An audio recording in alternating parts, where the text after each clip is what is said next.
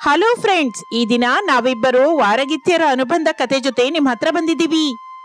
ಹೌದು ಫ್ರೆಂಡ್ಸ್, ಒಂದೇ ಮನೆಯಲ್ಲಿ ಬಂದಿದ್ದೀವಿ. ಒಂದೇ ರಕ್ತವಲ್ಲದಿದ್ದರೂ ಕಷ್ಟ ಬಂದರೆ ಒಟ್ಟಾಗಿ ನಿಲ್ಲುವುದು ವಾರಗಿತ್ತಿಯರೇ ಅಲ್ವಾ? ಅತ್ತೆ ಮಾವಂದಿರ ಮಾತುಗಳು, ಸಮಾಜದ ನೋಟುಗಳು, ಅಣ್ಣ ತಮ್ಮಂದಿರ ಮಧ್ಯೆ ಬರುವ ದೂರ ಎಲ್ಲವನ್ನೂ ಎದುರಿಸಿ ಕೂಡ ಒಬ್ಬರನ್ನೊಬ್ಬರು ಬಿಡಲಾರದ ಬಂಧುಗಳಾಗುವುದು ವಾರಗಿತ್ತಿಯರೇ ಅಲ್ವಾ?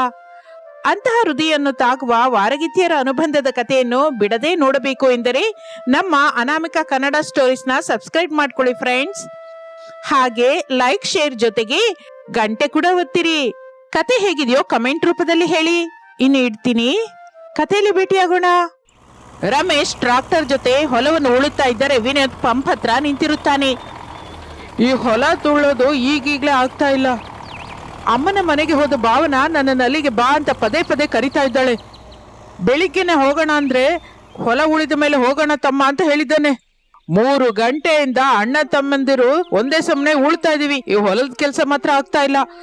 1 ಗಂಟೆ ಹಾಗೂ ಹೋಗಿದೆ ಎಂದು ತನ್ನಲ್ಲಿ ತಾನು ಅಂದುಕೊಳ್ಳುತ್ತಾ ಇದ್ದರೆ ಪಂಪ್ ದಡದ ಮೇಲಿರೋ ವಿನೋದ್ ಸೆಲ್ ಫೋನ್ ಮೊಳಗುತ್ತದೆ. ವಿನೋದ್ ಹೋಗಿ ನೋಡುತ್ತಾನೆ. ಭಾವನಾ ಕಾಲಿಂಗ್ ಅಂತ ಇರುತ್ತೆ. ಹಲೋ ಭಾವನಾ. ಅಮ್ಮನವರ ಮನೆಯಲ್ಲಿ ಹೂಗಿಡಗಳ ಮಧ್ಯೆ ಭಾವನಾ ನಿಂತಿರುತ್ತಾಳೆ. ಎಲ್ಲಿವರೆಗೆ ಬಂದಿದ್ದೀರಿ? ಇನ್ನು ಹೊಲದ ಹತ್ರನೇ ಇದ್ದೇನೆ ಭಾವನಾ ಎಂದು ವಿನೋದ್ ಹೇಳುತ್ತಲೇ ಭಾವನಾ ಕೋಪದಿಂದ ಫೋನ್ ಇಡುತ್ತಾಳೆ. ವಿನೋದನಿಗೆ ಏನೂ ಅರ್ಥವಾಗಲಿಲ್ಲ. ಅಯೋಮಯದಿಂದ ಮುಖವಿಡುತ್ತಾನೆ.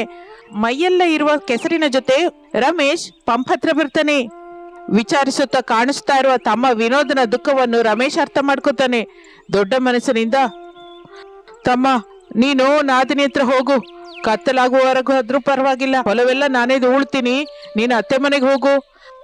ಆ ಮಾತನ್ನು ಕೇಳುತ್ತಲೇ ವಿನೋದ್ ಮುಖ ಹೊಸ ಲೈಟ್ ಹಾಗೆ ಬೆಳಗಿ ಹೋಗುತ್ತದೆ.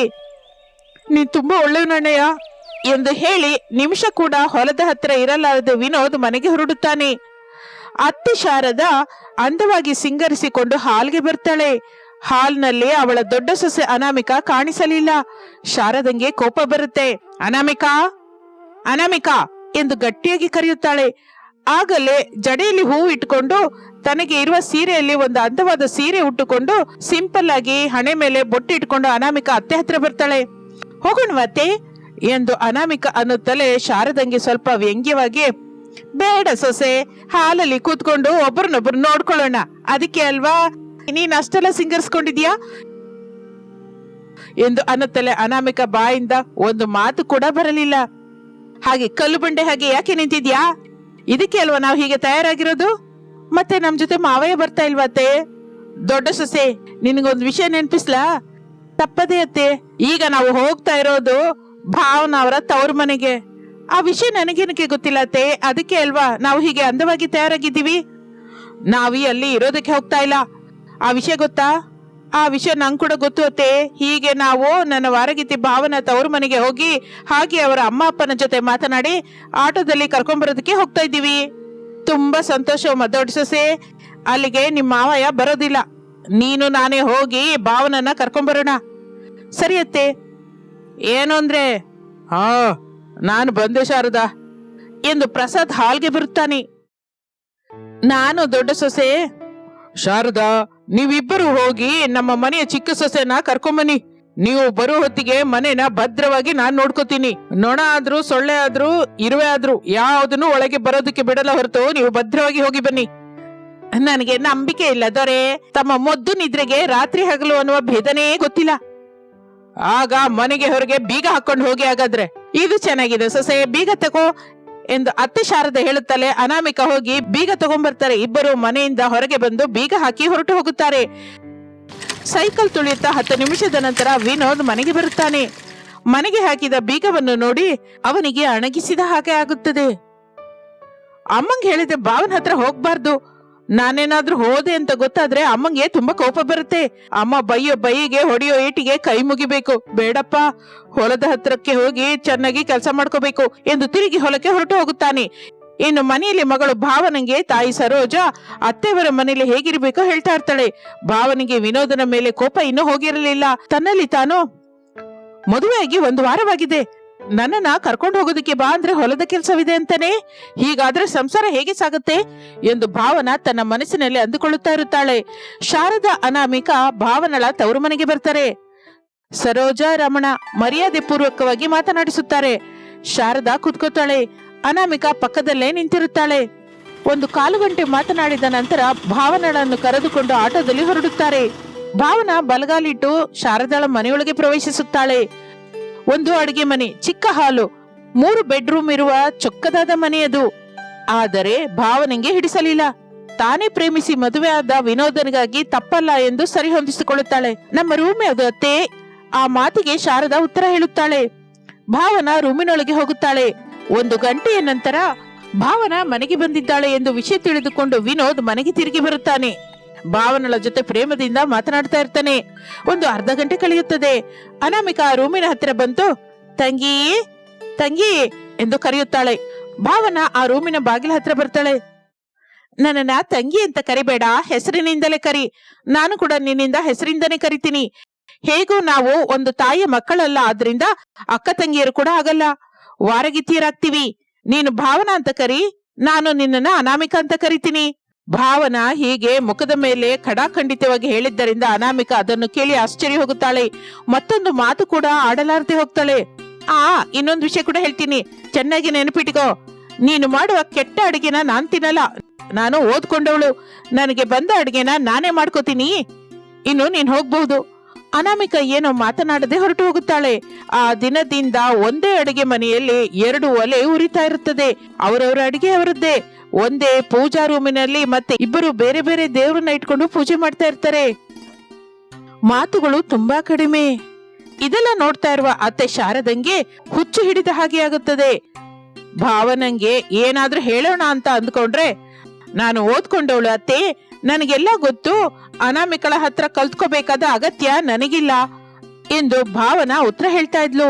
ಅದೆಲ್ಲ ಭಾವನಾ, ವಾರಗಿತ್ತಿಯರ ಅನುಬಂಧ ಒಡ ಹುಟ್ಟಿದವರ ಬಂಧನಕ್ಕಿಂತ ದೊಡ್ಡದು. ಮದುವೆಯಾದ ಹೆಣ್ಣು ಮಕ್ಕಳಿಗೆ ಅಮ್ಮ, ಅಪ್ಪ, ಅಣ್ಣ, ಅತ್ತಿಗೆ, ತಮ್ಮ, ಮೈದುನ, ಅಕ್ಕ, ತಂಗಿ, ಅತ್ತೆಯವರ ಮನೆಗೆ ಬರಲಾರದ ಬಂದ. ಅವರು ನಮ್ಮ ನೆಂಟ್ರೆ ಹೊರತು ಆದವರಲ್ಲ, ಹತ್ತಿರ ಮೊದಲೇ ಆಗೋದಿಲ್ಲ. ಅರ್ಥ ಮಾಡ್ಕೊಮ್ಮ. ನೀವೇನ್ ಹೇಳಿದ್ರು ನಾನು ಕೇಳೋದಿಲ್ಲ, ನಾನು ಹೀಗೆ ಎಂದು ಭಾವನಾ ಹೊರಟು ಹೋಗುತ್ತಾಳೆ. ಇನ್ನು ದುಃಖದ ಮುಖದಿಂದ ಅನಾಮಿಕಳನ್ನು ನೋಡಿ, ದುಃಖ ಪಡಬೇಡ ಅನಾಮಿಕ, ಭಾವನನ್ನ ಅರ್ಥ ಮಾಡ್ಕೊಳ್ಳೋದಕ್ಕೆ ಟೈಮ್ ಹಿಡಿಯುತ್ತೆ. ಆ ಮಾತ್ರ ನಾನು ಅರ್ಥ ಮಾಡ್ಕೊಳ್ಳಲ್ವಾತೆ, ನಿನ್ನ ಮನಸ್ಸು ಬಂಗಾರ ಅಮ್ಮ ಎಂದು ಶಾರದಾ ಹೊರಟು ಹೋಗುತ್ತಾಳೆ. ಇನ್ನು ಆಗಿನಿಂದ ಭಾವನಾ ಹೊಲದಿಂದ ವಿನೋದ ಮನೆಗೆ ಬಂದ ನಂತರ ಅತ್ತೆ ಸೊಸೆಯರ ಮೇಲೆ ಇದ್ದದ್ದು ಇಲ್ಲದನ್ನು ಕಲ್ಪಿಸಿ ತಪ್ಪಾಗಿ ಹೇಳ್ತಾ ಇದ್ಲು. ಶಾರದಾ ಕೂಡ ತನಗೆ ಕಾಣಿಸಿದವರಿಗೆ ತಿಳಿದವರಿಗೆ ದೊಡ್ಡ ಸೊಸೆ ಅನಾಮಿಕಾ ಒಳ್ಳೆಯವಳು ಎಂದು, ಮನೆ ಕೆಲಸ ಚಕಚಕ ಮಾಡ್ತಾಳೆ ಎಂದು ದೊಡ್ಡದಾಗಿ ಹೇಳ್ತಾ ಇದ್ಲು. ಅದೆಲ್ಲ ಭಾವನಾ ತೆಗೆದುಕೊಳ್ಳಲಾರದೆ ಹೋಗ್ತಾಳೆ. ಆದ್ರಿಂದ ಭಾವನಾ ಮೆಲ್ಲಗೆ ಬದಲಾಗುತ್ತಾಳೆ. ಚಿಕ್ಕ ಚಿಕ್ಕ ಮಾತುಗಳು, ಚಿಕ್ಕ ಚಿಕ್ಕ ಮುಖಗಳು ಶಾರದಂಗೆ ಅರ್ಥವಾಗಲಿಲ್ಲ. ಒಂದು ದಿನ ಶಾರದಾ ಭಾವನಳನ್ನ ಕೇಳ್ತಾಳೆ, ಈ ಮನೆ ಕೆಲಸದಲ್ಲಿ ಅನಾಮಿಕಳೆ ಮುಂದಿರ್ತಾಳೆ. ನನ್ನ ಅಡಿಗೆ ತಿನ್ನು ಅಂತ ಹೇಳಿದ್ರೆ ತಿನ್ನೋದಿಲ್ಲ, ಅದು ಮಾಡಿದ ಅಡಿಗೆ ಮಾತ್ರ ಲೊಟ್ಟೆ ಹಾಕೊಂಡು ತಿಂತೀರಾ? ನಾನು ಮಾಡಿದ ಅಡಿಗೆಗೆ ಏನೋ ಒಂದು ಕೊಂಕು ಹೇಳಿ ಏನೋ ಒಂದು ಮಾತಂತೀರಾ, ಅದು ನನಗೆ ಹಿಡಿಸ್ತಿಲ್ಲ ಅತ್ತೆ ಎಂದು ಹೇಳಿ ಭಾವನಾ ಹೊರಟು ಹೋಗುತ್ತಾಳೆ. ಆ ಮಾತುಗಳು ಶಾರದಂಗೆ ಶೂಲದ ಹಾಗೆ ಚುಚ್ಚುತ್ತದೆ. ಆ ರಾತ್ರಿ ಭಾವನಾ ಒಂದು ಒಳ್ಳೆ ನಿರ್ಣಯ ತೆಗೆದುಕೊಳ್ಳುತ್ತಾಳೆ. ಆ ದಿನ ರಾತ್ರಿ ಗಂಡನ ಹತ್ರ, ನಾವು ಬೇರೆ ಸಂಸಾರ ಇಡೋಣ ರೀ ಎಂದು ಹೇಳುತ್ತಾಳೆ ಭಾವನಾ. ವಿನೋದನಿಗೆ ಬೇರೆ ಸಂಸಾರವಿರುವುದು ಇಷ್ಟವಿಲ್ಲ, ಆದರೆ ಬಲವಂತವಾಗಿ ಒಪ್ಪಿಸುತ್ತಾಳೆ. ಹಾಗೆ ಆ ರಾತ್ರಿ ಕಳೆಯುತ್ತದೆ.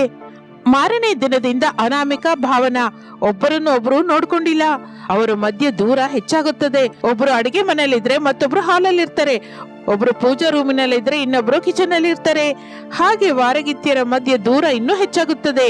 ಶಾರದಳ ಕುಟುಂಬ ಚೂರಾಗಿ ಹೋಗಿರುತ್ತದೆ. ವಿನೋದ್ ಭಾವನಾ ಒಂದು ಹೊಸ ಮನೆಯಲ್ಲಿ ಬೇರೆ ಸಂಸಾರವಿಡುತ್ತಾರೆ. ಭಾವನಾ ಅಡಿಗೆ ಮಾಡದೆ ಎಲ್ಲವನ್ನು ಆರ್ಡರ್ ಮಾಡ್ತಾ ಇರ್ತಾಳೆ. ಆದರೆ ವಿನೋದನಿಗೆ ಅದೆಲ್ಲ ಹಿಡಿಸ್ತಾ ಇರ್ಲಿಲ್ಲ. ಭಾವನಾ, ಹೀಗೆ ದಿನ ಹೊರಗಿನಿಂದ ಫುಡ್ ತರೋದು ಚೆನ್ನಾಗಿಲ್ಲ ಗೊತ್ತಾ? ನನಗೆ ಚೆನ್ನಾಗಿದೆ ರೀ, ಆದ್ರೂ ನಾವು ಅಮ್ಮನ ಮನೇಲಿದ್ದಾಗ ಅಡಿಗೆ ಮಾಡ್ತಾ ಇದ್ದೆ ಅಲ್ವಾ? ಆಗ ನಿಮ್ಮ ಅಮ್ಮನ ಕಿರಿಕಿರಿ ತಾಳದೆ ಮಾಡ್ತಾ ಇದ್ದೀರಿ. ಈಗ ಯಾರ ಕಿರಿಕಿರಿನೂ ಇಲ್ವಲ್ಲ, ನಾನೇ ಮಹಾರಾಣಿ, ನಾನೇ ಮಹಾಮಂತ್ರಿ ಎಂದು ಉತ್ತರ ಹೇಳ್ತಾ ಇದ್ಲು.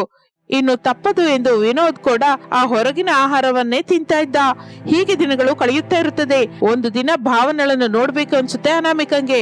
ಶಾರದಳ ಜೊತೆ ಸೇರಿ ಅವರು ಇರುತ್ತಿರುವ ಮನೆಗೆ ಬರುತ್ತಾರೆ. ಆಗ ವಿಪರೀತವಾದ ಹೊಟ್ಟೆ ನೋವಿನಿಂದ ಭಾವನಾ ದುಃಖ ಪಡುವುದು, ಅಳುವುದು ನೋಡುತ್ತಾರೆ ಅತ್ತೆ ಸೊಸೆಯರು. ಅನಾಮಿಕಾ ತಕ್ಷಣ ಆಂಬ್ಯುಲೆನ್ಸ್ಗೆ ಫೋನ್ ಮಾಡುತ್ತಾಳೆ. ಒಂದು 10 ನಿಮಿಷದ ನಂತರ ಆಂಬ್ಯುಲೆನ್ಸ್ ಅಲ್ಲಿಗೆ ಬರುತ್ತೆ. 3 ಅದರಲ್ಲಿ ಹೊರಡುತ್ತಾರೆ. ಭಾವನಳನ್ನು ಟೌನ್ ನಲ್ಲಿರೋ ಹಾಸ್ಪಿಟಲ್ಗೆ ಕರ್ಕೊಂಡು ಹೋಗ್ತಾರೆ. ಡಾಕ್ಟರ್ ಟ್ರೀಟ್ಮೆಂಟ್ ಶುರು ಮಾಡುತ್ತಾರೆ. ಹಾಸ್ಪಿಟಲ್ ನಲ್ಲಿರುವ ಮೆಡಿಕಲ್ ಸ್ಟೋರ್ ಹತ್ತಿರ ರಮೇಶನಿಗೆ ಶಾರದಾ ಅನಾಮಿಕರು ಕಾಣಿಸುತ್ತಾರೆ. ಹೊಲದ ಹತ್ರ ತಮ್ಮಂಗೆ ತುಂಬಾ ಹೊಟ್ಟೆ ನೋವು ಅನ್ಸ್ತು, ಅದಕ್ಕೆ ಹಾಸ್ಪಿಟಲ್ಗೆ ಕರ್ಕೊಂಬಂದೆ ಎಂದು ಹೇಳಿದ ತಕ್ಷಣ ಅನಾಮಿಕಾ ಕೂಡ ಭಾವನೆಗೆ ಬಂದ ಹೊಟ್ಟೆ ನೋವಿನ ಬಗ್ಗೆ ಹೇಳುತ್ತಾಳೆ. ಇನ್ನು 1-2 ಗಂಟೆಯ ನಂತರ ಡಾಕ್ಟರ್ ಅವರನ್ನು ಕರೆಸುತ್ತಾರೆ. ಇಬ್ಬರ ಹೊಟ್ಟೆ ನೋವಿಗೂ ಕಾರಣ ಹೊರಗಿನ ಫುಡ್ ಅನ್ನು ದಿನಕ್ಕೆ 3 ಹೊತ್ತು ತಿಂತಾ ಇದ್ದಾರೆ. ಇಬ್ಬರ ಹೊಟ್ಟೆನೋ ಗೊಬ್ಬರದ ಹಾಗೆ ಬದಲಾಗಿದೆ. ಮನೆ ಫುಡ್ ಕೊಡಿ, ಅದೇ ಒಳ್ಳೇದು ಎಂದು ಹೇಳಿ ಹೊರಟು ಹೋಗುತ್ತಾರೆ. ಭಾವನಾ ತನ್ನ ತಪ್ಪನ್ನು ತಿಳಿದುಕೊಳ್ಳುತ್ತಾಳೆ. ಕಣ್ಣೀರಿನಿಂದ ಅನಾಮಿಕಳ ಹತ್ರ ಬರ್ತಾಳೆ. ಅಕ್ಕ, ನನ್ನನ್ನು ಕ್ಷಮಿಸು. ಅನಾಮಿಕಾ ಕಣ್ಣಿನಲ್ಲಿ ಕೂಡ ನೀರು ಬರುತ್ತೆ. 1-2 ದಿನದ ನಂತರ ಎಲ್ಲರೂ ಮತ್ತೆ ಒಂದಾಗುತ್ತಾರೆ. ವಾರಗಿತ್ತಿಯರ ಮಾತಿಗೆ ಈಗ ಅರ್ಥ ಪೂರ್ತಿಯಾಗಿ ಬದಲಾಗುತ್ತದೆ. ಮನೆಯಲ್ಲಿ 2 ಕುಟುಂಬಗಳು ಒಂದೇ ಮನೆಯಲ್ಲಿ ಇರುತ್ತದೆ. ಅಡಿಗೆ ಮನೆಯಲ್ಲಿ ಮತ್ತೆ ಇಬ್ಬರು ಕಾಣಿಸುತ್ತಾರೆ. ಒಂದೇ ಒಲೆ ಹತ್ತಿರ ಕಲೆತು ಬೆರೆತು ಅಡಿಗೆ ಮಾಡ್ತಾ ಇರ್ತಾರೆ. ಅಡಿಗೆ ಮನೆ ಚಿಕ್ಕದೇ, ಆದರೆ ಆ ದಿನ ಅವರ ಮಧ್ಯದಲ್ಲಿ ಮಾಮೂಲಿಯಾಗಿರಲಿಲ್ಲ, ಅನುಬಂಧವೇ ಇರುತ್ತೆ. ಕೆಲವು ಬಂಧನಗಳು ರಕ್ತದಿಂದಲ್ಲ, ಒಂದೇ ಮನೆಯಲ್ಲಿ ಕಲೆತು ಬೆರೆತು ಇದ್ದಾಗ ಏರ್ಪಡುತ್ತದೆ. ಅದನ್ನು ನೋಡಿ ಶಾರದಾ ಎಷ್ಟೋ ಸಂತೋಷ ಪಡುತ್ತಾಳೆ. ಇದು ಇಂದಿನ ಕಥೆ. ಮತ್ತೊಂದು ಆಸಕ್ತಿಕರ ಕಥೆ ಜೊತೆ ಮತ್ತೆ ಸೇರೋಣ. ಅಲ್ಲಿವರೆಗೂ ವಿರಾಮ. ನಮಸ್ತೆ. ವಿಲ್ಲಾದಲ್ಲಿ ಇರ್ತಾ ಇರುವ ಚಿಕ್ಕ ಮಗ ವಿನೋದ್ ಸೊಸೆ ಭಾವನಳ ಜೊತೆ ಸೇರಿ ಶಾರದಾ ಪ್ರಸಾದ್ ನಿವಾಸಿಸ್ತಾ ಇರ್ತಾರೆ. ಆ ಮನೆಯಲ್ಲಿ ಶಾರದಾ ಅಡ್ಗೆಯವಳು, ಪ್ರಸಾದ್ ತೋಟದ ಮಾಲಿ. ಆ ವಿಷಯ ತಿಳಿದ್ರು ಮಗ ವಿನೋದ್ ಹಚ್ಕೋತಾ ಇರ್ಲಿಲ್ಲ. ಹೆಂಡತಿ ಭಾವನೆಗೆ ಎದುರು ಹೇಳ್ತಾ ಇರ್ಲಿಲ್ಲ. ಅವಳು ಏನ್ ಹೇಳಿದ್ರು ಹಾಗೇನೆ ಅನ್ನುತ್ತಾ ಹೆಂಡತಿ ಸೆರಗಿನ ಗಂಡ ಆಗ್ತಾ ಇದ್ದ. ಅತ್ತೆ ಮಾವ ಅನ್ನುವ ಗೌರವ ಕೊಡದ ಧನಿಕ ಸೊಸೆ ಭಾವನಳ ಹತ್ರ ಇರೋದು ಅವರಿಗೆ ಸ್ವಲ್ಪವೂ ಇಷ್ಟವಿರಲಿಲ್ಲ. ಆದರೆ ಇರಬೇಕಾದ ಪರಿಸ್ಥಿತಿ ಭಾವನ ಕಲ್ಪಿಸ್ತೀನಿ ಅಂತ ಬೆದರಿಸಿರುತ್ತಾಳೆ. ಅತ್ತೆ ಮಾವಯ್ಯ, ನಾನ್ ಹೇಳಿದ್ದು ನಿಮಗ್ ಅರ್ಥವಾಯ್ತಲ್ಲ? ಅರ್ಥವಾಯ್ತು ಸೊಸೆ. ನೀನ್ ಹೇಳಿದ ಹಾಗೆ ನಾನು ನಿಮ್ಮ ಮಾವಯ್ಯ ಕೆಲ್ಸದವರ ಹಾಗೆ ಮನೇಲಿ ಇಲ್ದೇ ಇದ್ರೆ ನಮ್ಮಿಂದ ನಮ್ಮ ಚಿಕ್ಕ ಮಗನನ್ನ ಶಾಶ್ವತವಾಗಿ ದೂರ ಮಾಡ್ತೀಯ, ಅಷ್ಟೇ ಅಲ್ವಾ? ಗುಡ್. ಹೋಗಿ ಅವ್ರವ್ರ ಕೆಲಸ ಮಾಡ್ಕೋತಾ ಇರಿ. ಖಾಲಿಯಾಗಿದ್ದು ನನ್ ಕಣ್ಣಿಗೆ ಕಾಣಿಸ್ಬೇಡಿ. ಕಂಡ್ರೆ ಏನ್ ನಡೆಯುತ್ತೋ ನಾನ್ ಹೇಳ್ಬೇಕಾದ ಅಗತ್ಯವಿಲ್ವಲ್ಲ? ಇಲ್ಲಮ್ಮ ಸೊಸೆ, ಆದ್ರೆ ಅಂದಾಗ್ಲೇ ನನ್ಗೆ ಅರ್ಥವಾಯ್ತು. ನಾನು ವಿನೋದ್ ಹೋಗಿ ನಿಮ್ಮ ದೊಡ್ಡ ಮಗ ರಮೇಶ್, ಬಡ ಸೊಸೆ ಅನಾಮಿಕಳನ್ನ ಈ ಮನೆಗೆ ಕರ್ಕೊಂಡ್ಬರ್ಬೇಕು, ಅಷ್ಟೇ ಅಲ್ವಾ? ಅಷ್ಟೇ ಅಮ್ಮ ಸೊಸೆ. ನಾನು ವಿನೋದ್ ಹೋಗಿ ಮಾತಾಡ್ತೀವಿ, ಈಗ ಹೋಗ್ಬೋದು ಎಂದು ಭಾವನಾ ಹೇಳುತ್ತಲೇ ಶಾರದಾ ಪ್ರಸಾದರು ಸಂತೋಷದಿಂದ ಹೊರಟು ಹೋಗುತ್ತಾರೆ. ನನ್ ಮನೇಲಿ ಇರ್ತಾ ನಾನು ಹಾಕಿದ್ದನ್ನ ತಿಂತ ಆ ಬಡ ಅನಾಮಿಕಳ ಬಗ್ಗೆ ಆಲೋಚಿಸ್ತಾ ಇರ್ತಾರೆ. ಏನು ಮನುಷ್ಯರೋ ಏನೋ ಅಂದುಕೊಂಡು ಆಫೀಸ್ ಫೈಲ್ ನೋಡ್ತಾ ಇರ್ತಾಳೆ ಭಾವನಾ. ಕಿಚನ್ ಒಳಗೆ ಶಾರದಾ ಪ್ರಸಾದರು ಬರುತ್ತಾರೆ. ಈ ಧನಿಕ ಸೊಸೆ ಮೇಲೆ ನನಗೆ ನಂಬಿಕೆ ಇಲ್ಲ ರೀ. ನಾವೇ ಹೋಗಿ ದೊಡ್ಡ ಮಗನ್ನ ದೊಡ್ಡ ಸೊಸೆನ ಬೇಡ್ಕೊಂಡು ಮನೆಗ್ ಕರ್ಸೋಣ. ಭಾವನೆಗೆ ತಿಳಿಯದ ಹಾಗೆ ನಾವು ನಮ್ಮ ಬಡ ಸೊಸೆ ಅನಾಮಿಕಳ ಮನೆಗೆ ಹೋಗೋದು ಸಾಧ್ಯವಾಗಲ್ಲ ಶಾರದಾ. ಈ ಒಂದು ಸಲ ನೋಡೋಣ. ಸರಿ ರೀ, ಮಾತನಾಡಿದ್ದು ಸಾಕು, ಇನ್ನು ತೋಟದೊಳಗೆ ಹೋಗಿ. ಹಾಗೆ ಶಾರದಾ, ಅನ್ನ ಸಾರು ಆದ್ಮೇಲೆ ನನ್ ಕರಿ ಎಂದು ಪ್ರಸಾದ್ ಹೊರಟು ಹೋಗುತ್ತಾನೆ. ಶಾರದಾ ಅಡಿಗೆ ಮಾಡ್ಕೋತಾ ಇರ್ತಾಳೆ. ಆ ದೊಡ್ಡ ಮನೆಯ ಪಕ್ಕದಲ್ಲಿ ಮಣ್ಣಿನಿಂದ ಕಟ್ಟಿದ ಗುಡಿಸಲಿನಲ್ಲಿ ಏನೂ ಓದದ ಅನಾಮಿಕಾ ಗಂಡ ರಮೇಶನ ಜೊತೆ ಸೇರಿ ಕೂಲಿ ಕೆಲಸ ಮಾಡ್ಕೊಳ್ತಾ ತನ್ನ ತಾಯಿ ತಂದೆ ಸುಜಾತ ರಾಜಯ್ಯರ ಜೊತೆ ಇರುತ್ತಾಳೆ. ಮನೆ ಹೊರಗೆ ಅನಾಮಿಕಾ ಮಣ್ಣಿನ ಒಲೆ ಹತ್ರ ಅಡಿಗೆ ಮಾಡ್ತಾ ಇರುವಾಗ ರಿಚ್ ಭಾವನಾ ವಿನೋದರು ಅಲ್ಲಿಗೆ ಬರ್ತಾರೆ. ಅನಾಮಿಕಾ ಸಂತೋಷಪಟ್ಟು ಅವರ ಹತ್ರಕ್ಕೆ ಬರ್ತಾಳೆ. ಚೆನ್ನಾಗಿದ್ಯಾ ತಾಯಿ ಎಂದು ಪ್ರೇಮದಿಂದ ಮಾತನಾಡಿಸ್ತಾಳೆ. ಭಾವನಾ ಅನಾಮಿಕಳ ಮೈಮೇಲಿರುವ ಹಳೆ ಬಟ್ಟೆಯನ್ನು ನೋಡಿ ಅಸಹ್ಯವಾಗಿ ಮುಖವಿಟ್ಟು, ಚೆನ್ನಾಗಿದ್ದೀನಿ, ಮನೆಯಲ್ಲಿ ನಿನ್ ಗಂಡ ಇಲ್ವಾ ಎಂದು ಭಾವನಾ ಅನ್ನುತ್ತಲೇ ಅನಾಮಿಕಂಗೆ ಕೋಪ ಬರುತ್ತೆ. ಆದರೆ ಏನೂ ಅನ್ನಲಾರ್ದೆ ಹೋಗ್ತಾಳೆ. ವಿಷಯವೇನು ಹೇಳು ವಿನೋದ್. ಅಣ್ಣಯ್ಯನ ಕರೆಯೋದಕ್ಕೆ ಇಬ್ಬರಿಗೂ ಒಂದೇ ಸಲ ವಿಷಯ ಹೇಳಿ ಹೊರಟೋಗ್ತೀವಿ. ಏನು ಅಂದ್ರೆ ದೊಡ್ಡ ಮನೆಯಿಂದ ವಿನೋದ್ ಭಾವನಾ ಬಂದಿದ್ದಾರೆ, ಒಂದ್ಸಲ ಬನ್ನಿ, ಏನೋ ವಿಷಯ ಹೇಳಿ ಹೊರಟು ಹೋಗ್ತಾರಂತೆ. ರಮೇಶ್ ಮನೆಯೊಳಗಿಂದ ಹೊರಗೆ ಬರುತ್ತಾನೆ. ತಮ್ಮ ವಿನೋದ್ನನ್ನು ನೋಡಿ ಆನಂದ ಪಡ್ತಾನೆ. ಮನೆಯೊಳಗ್ ಬಾತಮ್ಮ. ಅನಾಮಿಕಾ, ಇದನ್ನ ಮನೆ ಅಂತಂದ್ರೆ ಮತ್ತೆ ಅದನ್ನೇನಂತಾರೆ ಎಂದು ತಾನು ಇರುತ್ತಿರುವ ದೊಡ್ಡ ಮನೆಯನ್ನು ತೋರಿಸುತ್ತಾಳೆ ಭಾವನಾ. ಅದು ನಿಮ್ಮ ದುಡ್ಡಿರುವವರ ಮಹಲ್, ಇದು ನಮ್ಮ ಬಡವರ ಮಹಲ್. ವಿನೋದ್, ನಾವು ಬಂದ ವಿಷಯದ ಬಗ್ಗೆ ಹೇಳು. ಇಲ್ಲಿ ನಾನು ನಿಲ್ಲಾರ್ದೆ ಹೋಗ್ತಾ ಇದ್ದೀನಿ. ಈಗಲೂ ಹೇಳ್ತೀನಿ ಭಾವನಾ. ಅಣ್ಣಯ್ಯ, ಹಾ ಹೇಳು ತಮ್ಮ. ಅಮ್ಮ ಅಪ್ಪ ನಿಮ್ಮನ್ನ ಮನೆಗೆ ಕರ್ಕೊಂಬ ಅಂತ ಒಂದೇ ಗಲಾಟೆ ಮಾಡ್ತಾ ಇದ್ದಾರೆ. ಆ ಮನೆಗೆ ಬನ್ನಿ. ಆ ಮನೆಯಲ್ಲಿ ನಮ್ ಜೊತೆ ನೀವು ಇರ್ಬೋದು. ನಮ್ ಜೊತೆ ಇರ್ಬೋದು ಅಂದ್ರೆ ನಾವು ನೀವು ಒಂದು ಅಂತಲ್ಲ. ನಾವು ಆ ಮನೆ ಯಜಮಾನರು, ನೀವು ಕೂಲಿಯವರು. ಅನಾಮಿಕಾ, ನೀನು ಮನೆ ಕೆಲಸ, ಅಡ್ಗೆ ಕೆಲಸ ಮಾಡ್ಬೇಕು. ಇನ್ನು ನಿನ್ನ ಗಂಡ ತೋಟದ ಕೆಲಸ ಜೊತೆ ಗೇಟ್ ಕೆಲಸ ಮಾಡ್ತಾ ಇರ್ಬೇಕು. ಮಾರ್ಕೆಟ್ ಇಂದ ತರಕಾರಿ ಕೂಡ ತರ್ತಾ ಇರ್ಬೇಕು ಎಂದು ಹೇಳುತ್ತಾ ಇದ್ದರೆ ಅನಾಮಿಕಂಗೆ ಕೋಪ ಬರುತ್ತೆ. ರಮೇಶ್ ಕೈ ಹಿಡಿದು ನಿಲ್ಲಿಸುತ್ತಾನೆ. ಅನಾಮಿಕಾ ಆವೇಶ ಕೆಲಸಕ್ಕೆ ಬಾರದು ಎಂದು ತನ್ನನ್ನು ತಾನು ನಿಗ್ರಹಿಸಿಕೊಳ್ಳುತ್ತಾಳೆ. ತಂಗಿ, ತಾವು ತಮ್ಮ ದೊಡ್ಡ ಮನೆಗೆ ಈಗಲ್ಲ, ಯಾವತ್ತಿಗೂ ಬರೋದಿಲ್ಲ. ಇದೇ ಮನೇಲಿ ಇರ್ತೀವಿ. ನಮಗೆ ಇದ್ದುದ್ರಲ್ಲಿ ನಾವು ಬದುಕ್ತೀವಿ. ಇನ್ನು ನೀವು ನಿಮ್ಮ ಮನೆಗೆ ಹೋಗ್ಬಹುದು. ಮಾಡೋದು ಕೂಲಿ ಕೆಲಸ, ಬದುಕೋದು ಮಣ್ಣಿನ ಮನೇಲಿ. ಪೌರುಷ ಮಾತ್ರ ಬೇರೆ ಲೆವೆಲ್. ಬಾ ವಿನೋದ್ ಎಂದು ವಿನೋದನ ಜೊತೆ ಭಾವನಾ ಹೊರಟು ಹೋಗುತ್ತಾಳೆ. ಅನಾಮಿಕ ರಮೇಶ್ ದುಃಖ ಪಡ್ತಾ ಇರ್ತಾರೆ. ಹಾಗೆ ದಿನಗಳು ಕಳೆಯುತ್ತಾ ಇರ್ತದೆ. ಶೀತಕಾಲ ಬಂದಿದ್ದರಿಂದ ಊರೆಲ್ಲ ಮಂಜು ಬೀಳ್ತಾ ಇರುತ್ತದೆ. ರಾತ್ರಿಯಾದರೆ ಮೂಳೆಯೊಳಗೆ ಕೊರೆಯುವ ತಣ್ಣನೆಯ ಗಾಳಿ. ಒಂದು ದಿನ ರಾತ್ರಿ ರೂಮಿನೊಳಗೆ ಹೀಟರ್ ಹಾಕಿಕೊಂಡು ಬೆಡ್ಶೀಟ್ ಹೊದ್ಕೊಂಡು ಭಾವನಾ ವಿನೋದರು ಬೆಚ್ಚಗೆ ಒಂದು ರೂಮಿನಲ್ಲಿ ಮಲಗಿದ್ದರೆ, ಮತ್ತೊಂದು ರೂಮಿನಲ್ಲಿ ಶಾರದಾ ಪ್ರಸಾದರು ಚಾಪೆ ಹಾಕಿಕೊಂಡು ಹಳೆ ಬೆಡ್ಶೀಟ್ ಹೊದ್ಕೊಂಡು ಚಳಿಗೆ ನಡುಗುತ್ತಾ ಕೂತಿರುತ್ತಾರೆ. ಈ ರಾತ್ರಿ ನೀವು ಮಲ್ಗಲ್ಲ, ನನ್ನನ್ನು ಮಲ್ಗೋಕ್ ಬಿಡಲ್ವಾ? ನನಗ್ ನಿದ್ರೆ ಬರ್ತಾ ಇಲ್ಲ ಶಾರದಾ. ನಿನ್ನೆವರೆಗೂ ಚೆನ್ನಾಗಿ ಮಲಗಿದ್ರಲ್ಲ, ಈ ದಿನ ಏನಾಯ್ತು? ಯಾಕೆ ನಿದ್ರೆ ಬರ್ತಾ ಇಲ್ಲ? ನಿನ್ನೆವರೆಗೆ ಚಿಕ್ಕ ಮಗ ವಿನೋದು, ಚಿಕ್ಕ ಸೊಸೆ ಭಾವನಾ ಹೋಗಿ ಮಣ್ಣಿನ ಮನೇಲಿ ಇರ್ತಾರೋ, ದೊಡ್ಡ ಮಗ ರಮೇಶು ಬಡ ಸೊಸೆ ಅನಾಮಿಕಳನ್ನು ಕರ್ಕೊಂಡ್ ಬರ್ತಾರೆ ಅಂತ ಆಸೆ ಪಟ್ಟೆ. ಏನ್ ನಡೀತು ಸರಿಯಾಗಿ ಹೇಳ್ರಿ. ಈ ದಿನ ಸಾಯಂಕಾಲ ವಿನೋದ್ ಭಾವನಾ ಮಾತಾಡ್ಕೋತಿದ್ರೆ ಕೇಳ್ಕೊಂಡೆ. ಅವ್ರೇನ್ ಮಾತಾಡ್ತಾ ಇದ್ರು, ನೀವೇನ್ ಕೇಳಿಸ್ಕೊಂಡ್ರಿ? ಈಗ ನಾನು ನಿಜ ಹೇಳಿ ದುಃಖ ಕೊಡಲಾರೆ ಶಾರದಾ. ಆ ನಿಜ ನನ್ ಜೊತೆನೆ ಇಟ್ಕೋತೀನಿ. ಹೀಗೆ ನಿಮ್ಮಲ್ಲಿ ನೀವೇ ದುಃಖ ಪಡ್ತಾ ಇದ್ರೆ ಇನ್ನು ಹೆಂಡತಿಯಾಗಿ ನಾನಿದ್ದು ಏನ್ ಲಾಭ? ಹೇಳಿ ನೀವೇ. ನಿಮ್ಮ ದುಃಖನ ಹಂಚಿಕೊಳ್ಳಲಾರ್ದ ಪರಕೀಯಳಾದನ ನಾನು? ಆ ಮಾತು ಅನ್ಬೇಡ ಶಾರದಾ. ನಾನು ಅನುಭವಿಸ್ತಿರುವ ದುಃಖ ನಿಂಗೆ ಹೇಳಿ ನಿನಗೂ ದುಃಖ ಕೊಡೋದು, ನಿಮ್ಮ ಅತ್ತೆ ಸೊಸೆಯರ ಮಧ್ಯೆ ಕಿಚ್ಚು ಹಾಕುವುದು ನನಗಿಷ್ಟವಿಲ್ಲ. ಅದಕ್ಕೆ ನಾನು ಹೇಳ್ತಾ ಇಲ್ಲ. ಅಂದ್ರೆ ನಿಮ್ಮ ಇಷ್ಟನೇ. ಇನ್ನು ನಾನು ಮಲ್ಕೋತೀನಿ ಎಂದು ಶಾರದಾ ಮಲಗುತ್ತಾಳೆ. ಪ್ರಸಾದ್ ದುಃಖದಿಂದ ಹಾಗೆ ಕೂತಿರುತ್ತಾನೆ. ಮಣ್ಣಿನ ಮನೆಯಲ್ಲಿ ಒಂದು ಮೂಲೆಯಲ್ಲಿ ಹಾಕಿಕೊಂಡು ಚಳಿ ಬೆಂಕಿಗೆ ಹಳೆ ಬೆಡ್ಶೀಟ್ ಹೊದ್ಕೊಂಡು ರಾಜಯ್ಯ ಸುಜಾತರು ಮಲಗಿದ್ದರೆ, ರಮೇಶ್ ಅನಾಮಿಕಾ ಕೂತಿರುತ್ತಾರೆ. ಆಗಿದ್ದೇನೋ ಆಗೋಯ್ತು ಅನಾಮಿಕಾ. ಇನ್ನು ಅದೇ ನೆನೆಸ್ಕೊಂಡು ದುಃಖ ಪಡೋದು ಏನಾದ್ರೂ ಚೆನ್ನಾಗಿರುತ್ತಾ ಹೇಳು? ನೀವು ಕೂಲಿ ಕೆಲಸ ಮಾಡ್ಕೊಳ್ತಾ ವಿನೋದನ್ನ ಓದಿಸಿದ್ದೀರಾ. ಅವರಿಗೆ ವಿಶ್ವಾಸವಿಲ್ಲ ಅನಾಮಿಕಾ. ಅವ್ರ ಬಗ್ಗೆ ಆಲೋಚಿಸುತ್ತಾ ಮಲಗದೆ ನಮ್ಮ ಆರೋಗ್ಯ ನಾವೇಕೆ ಹಾಳು ಮಾಡ್ಕೋಬೇಕು ಹೇಳು? ಬಾ ಮಲಗುವ. ಸರಿ ರೀ, ಮಲ್ಕೊಳ್ಳಿ. ಬೆಳಿಗ್ಗೆನೆ ನಾವು ಕೂಲಿ ಕೆಲಸಕ್ಕೆ ಹೋಗ್ಬೇಕು ಎಂದು ಅನಾಮಿಕಾ ರಮೇಶರು ಹಳೆ ಬೆಡ್ಶೀಟ್ ಹೊದ್ಕೊಂಡು ಮಲಗಿರುತ್ತಾರೆ. ಹಾಗೆ ಸಮಯ ಕಳೆಯುತ್ತಾ ಇರುತ್ತದೆ. ಮಂಜು ಬೀಳುತ್ತಾ ಇರುತ್ತದೆ. ಹಾಗೆ ರಾತ್ರಿ ಕಳೆಯುತ್ತದೆ. ಮಾರನೇ ದಿನ ಶಾರದಾ ಪ್ರಸಾದರು ಬಡ ಸೊಸೆ ಅನಾಮಿಕಳ ಮನೆಗೆ ಬರುತ್ತಾರೆ. ರಮೇಶ್ ಮಂಚ ಹಾಕುತ್ತಾನೆ. ಇಬ್ಬರು ಕೂತಿರುತ್ತಾರೆ. ಅನಾಮಿಕಾ ಟೀ ಮಾಡಿ ಕೊಡ್ತಾಳೆ. ಇಬ್ರು ಕುಡಿಯುತ್ತಾರೆ. ಏನ್ ನಡೀತು ಸೊಸೆ? ಭಾವನಾ ಬಂದು ಆ ದೊಡ್ಡ ಮನೆಗೆ ಬಾ ಅಂತ ಕರೆದ್ಲಲ್ವಾ, ನೀವೇನಕ್ಕೆ ಬರ್ಲಿಲ್ಲ? ಪ್ರೇಮದಿಂದ ಅಭಿಮಾನದಿಂದ ಕರೆದಿದ್ರೆ ಬರ್ತಾ ಇದ್ವಿ ಅತ್ತೆ. ಆದ್ರೆ ಭಾವನಾ ದುಡ್ಡಿನ ಪೊಗರು ತೋರಿಸಿದ್ಲು. ಪಕ್ಕದಲ್ಲೇ ಇರುವ ವಿನೋದ್ ಕೂಡ ಏನೋ ಮಾತಾಡಿಲ್ಲ ಅತ್ತೆ. ನಂಗೂ ತುಂಬಾ ದುಃಖವಾಗಿ ಇದೆ ಅನಾಮಿಕಾ. ಆದ್ರೆ ಏನ್ ಮಾಡ್ಬೇಕು ಹೇಳು? ದುಃಖ ಪಟ್ಕೊಂಡು ಅಲ್ಲಿರೋದು ಏನಕ್ಕೆ ಅಪ್ಪ? ಇಲ್ಲೇ ಬಂದ್ಬಿಡಿ ನೀವು ಕೂಡ. ಬರ್ಬೇಕು ಅಂತಾನೆ ಇದೆಪ್ಪ. ಆದ್ರೆ ಚಿಕ್ಕ ಸೊಸೆ ನಮ್ ಜೊತೆ ಸೈನ್ ಹಾಕಿಸ್ಕೊಂಡಿದ್ದಾಳೆ.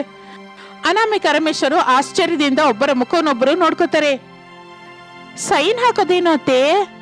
ನಿಮ್ಗೆ ಇಷ್ಟು ಕಾಲ ಹೇಳಿಲ್ಲಲ್ಲಮ್ಮ ಸೊಸೆ. ಚಿಕ್ಕ ಸೊಸೆ ಓದ್ಕೊಂಡಿದ್ದಾಳಲ್ಲ, ನಮ್ಮನ್ನು ಚೆನ್ನಾಗಿ ನೋಡ್ಕೋತಾಳೆ ಅಂತ ಆಸೆ ಪಟ್ಟು ಆ ದೊಡ್ಡ ಮನೆಗೆ ಹೋದ್ವಲ್ಲ. ಆದ್ರೆ ವಿನೋದನ್ನ ನಮ್ಮಿಂದ ದೂರ ಮಾಡ್ತೀನಿ ಅಂತ ಬೆದರಿಸ್ತಾ ಇದ್ದಾಳೆ. ಓದು ಬಾರದ ನಮ್ಮ ಹತ್ರ ಬೆರಳಿನ ಮುದ್ರೆ ಹಾಕಿಸ್ಕೊಂಡು ಮನೇಲಿ ಕೆಲಸ ಎಲ್ಲ ಮಾಡಿಸ್ಕೊತಾ ಇದ್ದಾಳಮ್ಮ ಎಂದು ಶಾರದಾ ಕಣ್ಣೀರು ಹಾಕುತ್ತಾಳೆ. ಅನಾಮಿಕಾ ರಮೇಶರಿಗೆ ಪಾಪವೆನಿಸುತ್ತದೆ. ಅಷ್ಟೆಲ್ಲ ದುಃಖ ಪಡ್ತಾ ಅಲ್ಲಿ ಏನಕ್ಕೆ ಅತ್ತೆ ಇರೋದು? ಇಲ್ಲಿಗೆ ಬಂದ್ಬಿಡಿ. ಇಲ್ಲಿಗೆ ಬಂದು ಈ ಚಿಕ್ಕ ಮನೆಯಲ್ಲಿ ಎಲ್ಲಿರ್ಬೇಕಮ್ಮ ಸೊಸೆ? ನಮ್ ಜೊತೆನೆ ಇರಿ ಮಾವಯ್ಯ. ಹೇಗೋ ಹೊಂದ್ಕೊಂಡೋಗೋಣ. ಒಳ್ಳೆ ಮನಸ್ಸಿರುವ ನಮಗೆ ಈ ಚಳಿಗಾಲ ಏನು ಕೇಡು ಮಾಡೋದಿಲ್ಲ. ಸರಿಯಮ್ಮ ಸೊಸೆ, ಇಲ್ಲೇ ಇರ್ತೀವಿ ಎಂದು ಶಾರದಾ ಪ್ರಸಾದರು ಆ ದಿನದಿಂದ ಬಡ ಸೊಸೆ ಅನಾಮಿಕಳ ಮನೆಯಲ್ಲಿ ಇರುತ್ತಾರೆ. ಆ ವಿಷಯ ತಿಳಿದು ಭಾವನಾ ವಿನೋದ್ನ ಮೇಲೆ ಸೀರಿಯಸ್ ಆಗಿ ಅರಚುತ್ತಾ ಇರ್ತಾಳೆ. ವಿನೋದ್ ಏನೋ ಮಾತನಾಡದೆ ಮೌನವಾಗಿರ್ತಾನೆ. ಆ ದಿನ ರಾತ್ರಿ ಕರೆಂಟ್ ಹೋಗಿದ್ದರಿಂದ ಭಾವನಾ ರೂಮಿನಲ್ಲಿ ಹೀಟರ್ ನಿಂತು ಹೋಗುತ್ತೆ. ಅದರಿಂದ ಭಾವನಾ ಚಳಿಯನ್ನ ತಡಿಲಾರ್ದೆ ಹೋಗ್ತಾಳೆ. ಏನು ವಿನೋದ್, ಇನ್ನು ರಾತ್ರಿ ಪವರ್ ಕಟ್ ಏನಕ್ಕೋ ತಿಳ್ಕೊಂಡ್ಯಾ? ಅವ್ರಿಗೆ ಗೊತ್ತಿಲ್ಲಂತೆ ಮಾರ್ನಿಂಗ್ವರೆಗೂ ಬರಲ್ಲ ಅಂತ ಹೇಳಿದಾರೆ ಭಾವನಾ. ಈಗ ನಾನು ಇಷ್ಟು ಚಳಿನಲ್ಲಿ ಹೇಗೆ ಮಲಗಬೇಕು? ಏನ್ ಮಾಡ್ಬೇಕು ಅರ್ಥವಾಗ್ತಿಲ್ಲ. ಈಗ ಹೊರಗೆ ಹೋಗೋದು ಸಾಧ್ಯವಾಗಲ್ಲ ಭಾವನಾ. ಬೆಡ್ಶೀಟ್ ಹೊತ್ಕೊಂಡು ಮಲ್ಗೋದೆ. ಭಾವನಾ ಮಾಡೋದಕ್ಕೇನು ಆಗದೆ ಬೆಡ್ಶೀಟ್ ಹೊತ್ಕೊಂಡು ಚಳಿಗೆ ನಡುಗುತ್ತಾ ಮಲಗುತ್ತಾಳೆ. ಬಡ ಸೊಸೆ ಅನಾಮಿಕಾ ತನ್ನ ಮಣ್ಣಿನ ಮನೆಯಲ್ಲಿ ಚಳಿಗೆ ಬೆಂಕಿ ಹಾಕುತ್ತಾಳೆ. ಅದರಿಂದ ಆ ಮನೆಯಲ್ಲಿ ಬೆಚ್ಚಗಿರುತ್ತದೆ. ರಮೇಶ್, ಶಾರದಾ, ಪ್ರಸಾದ್, ಸುಜಾತ, ರಾಜಯ್ಯ ಎಲ್ಲರೂ ಗೋಣಿ ಚೀಲದ ಬೆಡ್ಶೀಟ್ ಅನ್ನು ಹೊತ್ಕೊಂಡು ಹಾಯಾಗಿ ಮಲಗಿರ್ತಾರೆ. ಅನಾಮಿಕಾ ಎಚ್ಚರವಾಗಿರುತ್ತಾ ಬೆಂಕಿಯ ಕಿಡಿಗಳು ಸಿಡಿಯದಂತೆ ಬೆಂಕಿ ಆರದ ಹಾಗೆ ನೋಡ್ಕೋತಾ ಇರ್ತಾಳೆ. ಭಾವನಾ ಚಳಿಯನ್ನ ತಡಿಲಾರ್ದೆ ಹೋಗ್ತಾಳೆ. ಚಳಿ ಜ್ವರ ಬರುತ್ತದೆ. ಹಾಸ್ಪಿಟಲ್ ನಲ್ಲಿ ಇರ್ತಾಳೆ. ಶಾರದಾ, ಅನಾಮಿಕಾ ಎಷ್ಟೋ ಪ್ರೇಮದಿಂದ ಭಾವನಳನ್ನು ನೋಡ್ಕೋತಾರೆ. ಆಗ ಭಾವನಾ ತನ್ನ ತಪ್ಪನ್ನು ತಿಳ್ಕೊತಾಳೆ. ಶಾರದಳನ್ನು, ಅನಾಮಿಕಳನ್ನು ಕ್ಷಮಿಸುವಂತ ಬೇಡ್ಕೋತಾಳೆ. ಅವರ ಜೊತೆ ಕಲಿತು ಬೆರೆತು ಇರ್ತಾಳೆ. ಇದು ಇಂದಿನ ಕಥೆ. ಮತ್ತೊಂದು ಆಸಕ್ತಿಕರ ಕಥೆ ಜೊತೆ ಮತ್ತೆ ಸೇರೋಣ. ಅಲ್ಲಿವರೆಗೂ ವಿರಾಮ. ನಮಸ್ತೆ.